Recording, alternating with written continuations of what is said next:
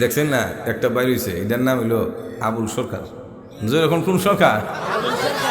আরো জোরে মানে বেটা বললে বাউল। বাউলের অর্থ জানেননি?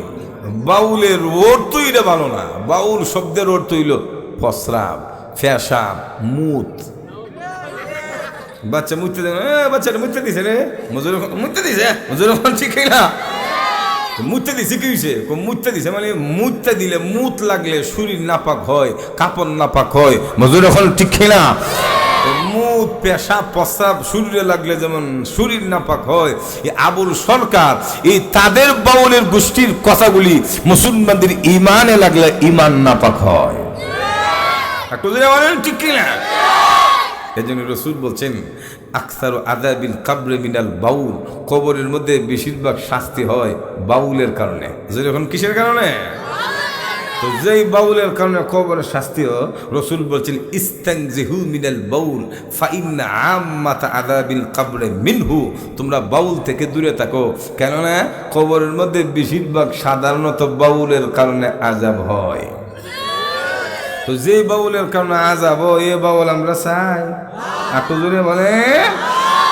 মূলত বাউল শব্দের অর্থ হলে পেশাব। এটা শরীরে লাগলে, দেহের মধ্যে লাগলে, জামাতে লাগলে পরিষ্কার পরিচ্ছন্ন না করার কারণে কবরে আযাব হয়।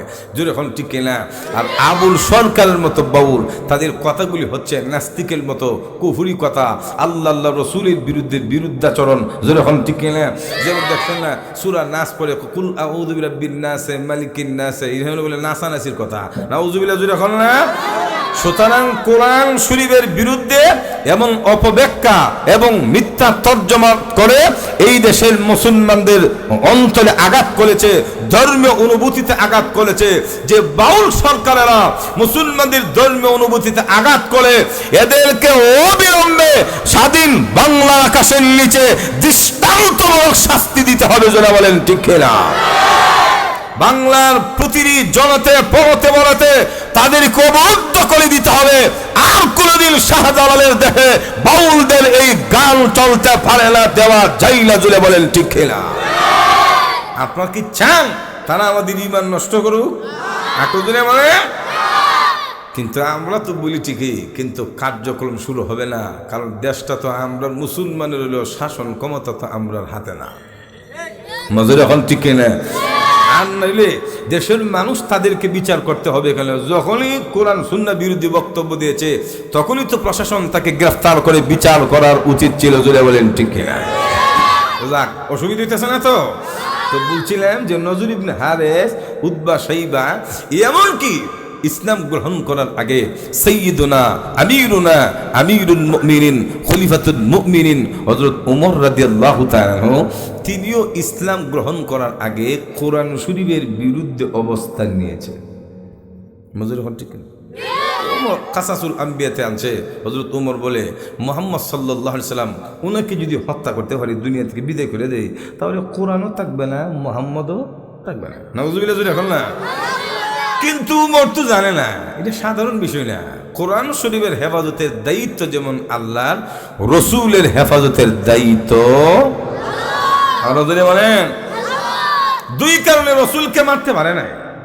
একটা কারণ নবীর পাহারাদারকে, এটা আমার কথা না, আল্লাহ কোরআনে বলছেন, বলবায়া ওয়াল্লাহু ইয়াসিমুকা মিনান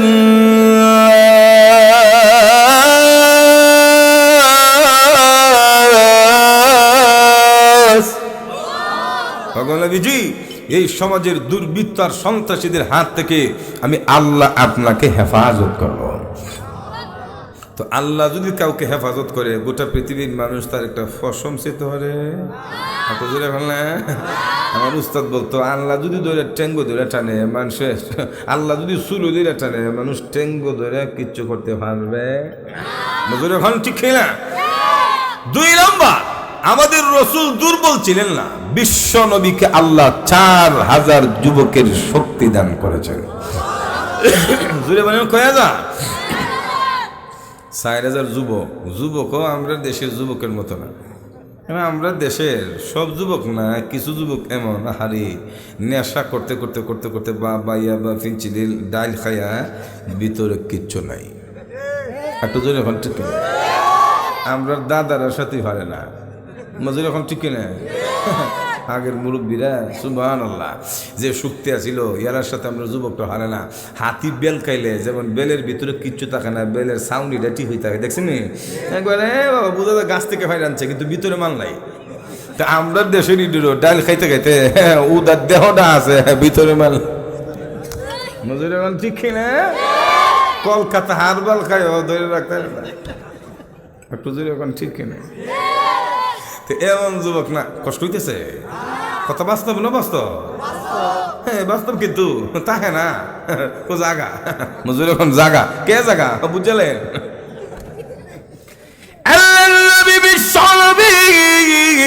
রাহমাতুল লিল আলামিনকে এই পৃথিবী থেকে বিদায় করে কুফরি তন্ত্র কায়েম করার জন্য হযরত ওমর বলেন আমি সিদ্ধান্ত নিয়েছি মুহাম্মদকে পৃথিবী থেকে বিদায় করে দিব। হযরত ওমর বলেন আমি এমন চূড়ান্ত সিদ্ধান্ত নিয়ে মক্কার উলিতে গুলিতে উপকণ্ঠে খুঁজতেছিলাম মুহাম্মদকে যদি একা পায় এমনি পৃথিবী থেকে আমি বিদায় করে দিব। হযরত ওমর বলেন ও দুনিয়ার মানুষেরা এই সিদ্ধান্ত গ্রহণ করে রাসূলের পেছনে যখন সন্ধান করলাম খুঁজতেছি হঠাৎ করে একদিন তাকায় দেখি রাতের নিশীথে সমাজের মানুষগুলি ঘুমিয়ে আছে আর আল্লাহর পয়গম্বর একা একা রাস্তা দিয়ে হাঁটতেছে। তো রাত্র যত গভীর হয় মানুষের ঘুম তত চাপে মজুর এখন ঠিক নেই রাত যখন 2টা-3টা বাজে নাক ডাকে ঘুমা না রাস্তে কইটাকে আমি শুনলাম রাত্র গভীর হয় মানুষের ঘুম গভীর হয় মানুষ ঘুমিয়ে যায়। হযরত ওমর বলে আমিও তাকায় দেখি রাতের নিশীথে সমাজের মানুষগুলি ঘুমিয়ে আছে আর আল্লাহর নবী একা একা রাস্তা দিয়ে হাঁটে। আমি চূড়ান্ত মনোভাব নিলাম আমি সিদ্ধান্ত নিলাম এখন মারব কারণ এখন যদি মারি আমাকে কেউ দেখবে না আমি ওমরের বিরুদ্ধে সাক্ষী দেওয়ার লোক থাকবে না। দেখলে না সাক্ষী দিতে না দেখলে সাক্ষী দেওয়া যা একটু জোরে এখন না না দেওয়া যা এটা বাংলাদেশে দেওয়া যা। বিগত 16টি বছর এই দেশের জালেমেরা যেরকম ঠিক কিনা আরো জোরে বলে এই দেশের মানবতার দুশ্মনেরা 16টি বছর বিরোধী দল থেকে নিয়ে এই দেশের নিরহ নিরস্ত্র দেশপ্রেমিক ওলামাই কেরামকে মিথ্যা সাক্ষ্য দিয়ে মিথ্যা মামলা দিয়ে বছরের পর বছর জেলে রেখেছিল। কিন্তু আজকে জালেমরা কোথায় আল্লাহ জমিনে ফাও রাখবার ক্ষমতা দিছে না উড়াল দিয়া মজুর এখন ঠিক কিনা তোমরা কোথায় কিন্তু আজকে তো আমরা আছি উলামাই কালাম আছে স্বাধীন বাংলাদেশের মানুষের হৃদয় থেকে তোমরা উঠে গেছো জোরে এখন ঠিক কিনা দেশের বিরুদ্ধে যাবে মানবতার বিরুদ্ধে যাবে ঈমান এবং ইসলাম উলামাই কেরামকে কণ্ঠরোধ করার চেষ্টা করবে। শাহজালালের মারজুমিনের মানুষেরা স্বাধীন বাংলার মানুষেরা কেউ তাদেরকে আর মন থেকে গ্রহণ করবে না করতে পারে না জুড়ে বলেন ঠিক না। সন্ত্রাসীদের পক্ষে যারা নেবে এর আরো ভালোবাসবে না একটু জুড়ে হয়। তো হযরত ওমর বলে আমি তাকাই দেখি রাসূল একা একা হাঁটে মনে মনে ভাবলাম এখনই সুযোগ মজুর এখন ঠিক না এখন মারলে কেউ দেখবে না। হযরত ওমর বলেন আমিও হাঁটি রাসূলও হাঁটেন কোনো কথা বলি না কোনো আওয়াজ দেয় না কারণ শব্দ করলে রাসূল শুনে নেব আর শুনলে তিনি পেছন দিকে যদি তাকাতে দেখবো আমি ওমর মারতে পারতাম না। সূরার মতো হযরত এখন কার মতো সূরা চুরি করতে গেলে কিন্তু দেখবেন কোনো কথা বলে না কোনো শব্দ করে না।